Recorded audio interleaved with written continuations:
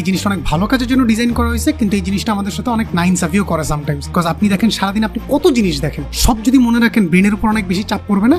That's why brain is tend two forgetting useless things. আপনি যদি কোনো পড়ালেখা করেন তার একটা টাইম পরে অনেক জিনিসই মনে থাকে না। এখন সমস্যা হচ্ছে আপনি যা যা পড়ছেন তার 80% ব্রেন ডিলিট করে দিবে, তাহলে তার হবে না। এটা মনে রাখতে হবে, এটা ব্রেনের মধ্যে রিটেইন করতে হবে। সো জাপানের স্টুডেন্টরা মোটামুটি 2000-এরও বেশি কানজি ক্যারেক্টার মনে রাখতে পারে। সো ব্যাপারটা তারা কিভাবে করে, তাদের সিক্রেটটা কি, আজকে আমরা ঠিক সেটাই জানবো। থার্ড হচ্ছে স্পেসড রিপিটেশন।